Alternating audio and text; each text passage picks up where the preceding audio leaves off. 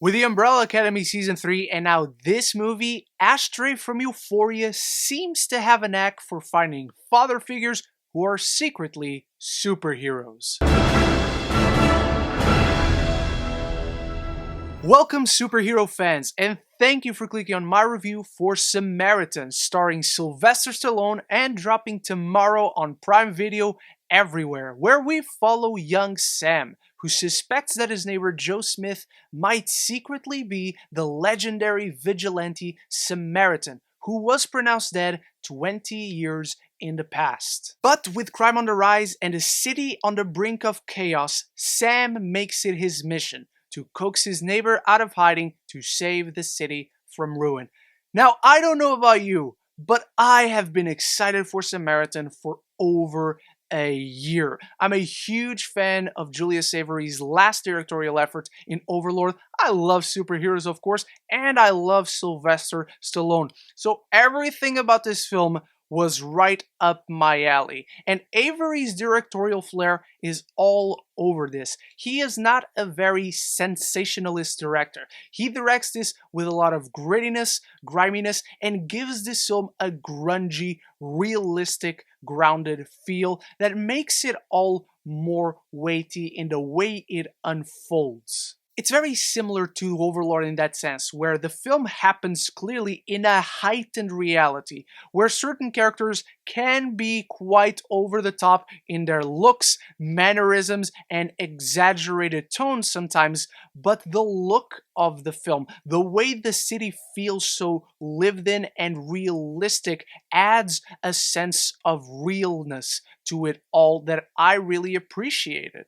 But before I elaborate on my review for Samaritan, I need you to start the conversation in the comments below. Are you excited for it? Have you seen it? And what is your favorite superhero movie of 2022 thus far? And if you are enjoying this review, if you love movies and TV, this is the place to be, so consider clicking that subscribe button and you will not miss any future conversations on your favorite movies and TV. I love Sylvester Stallone in this film. The man is a true badass. It's hard to believe he's in his 70s when he's delivering one of the most intimidating performances of his career with tremendous physicality, but also akin to his more dramatic roles. And he fits right into this world of Julius Avery with a heightened style, but a gritty feel and tone to it all, where we're able to deliver violent action sequences. It's not as violent or as gory as Overlord, but it's the type of action scene that excels not because of its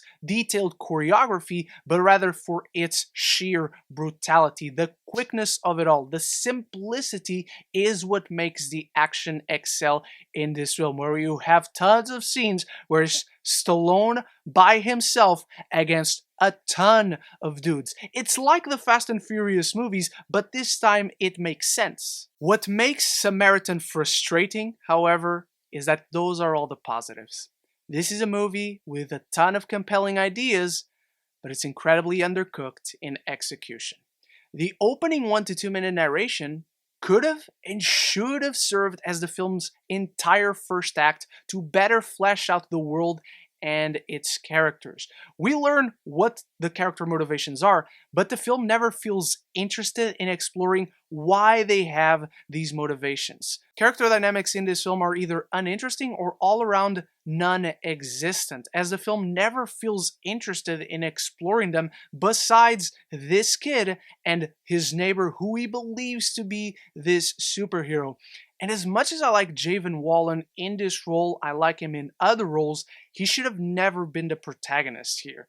He's a character that a lot of things happen around him, a lot of things happen to him, but he barely drives the story forward. Sylvester Stallone should have been the protagonist. He is by far the most interesting character, but the mystery revolving around him makes him the natural protagonist for this story. The entire plot and all the characters gravitate towards him. He's the one pushing the narrative forward. If it had been presented and framed from his perspective, it would have better illustrated his relationship with this kid and why it even exists. It would have better explored this character emotionally and make us understand him better. The entire film just feels like it rushes to get to the climax, which is quite fun and entertaining, delivers more of that gritty action that I appreciate, but it's all very surface level. Even after that initial narration,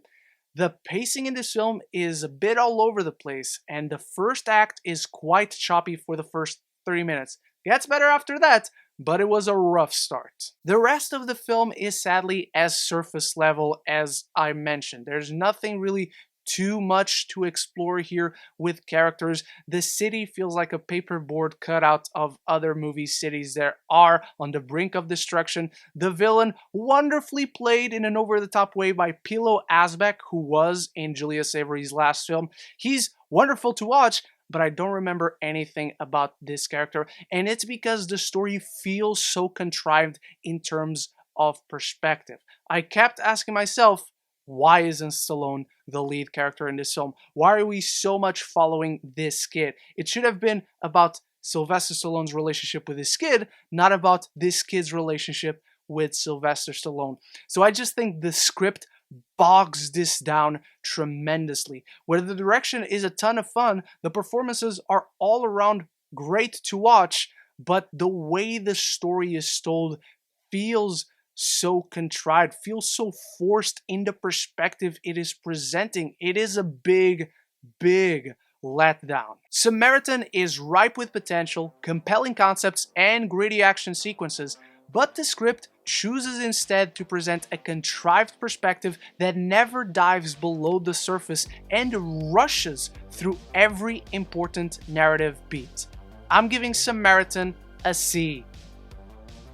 But that's just my disappointed review on Samaritan. I enjoyed some aspects about it, but the whole was just tarnished by the weak script. But I need to know what you thought, so start the conversation down there. I hope you enjoyed this one, and thank you so much for watching. Big thanks to my channel members for always supporting this channel, and until the next one, love each other, and love the movies.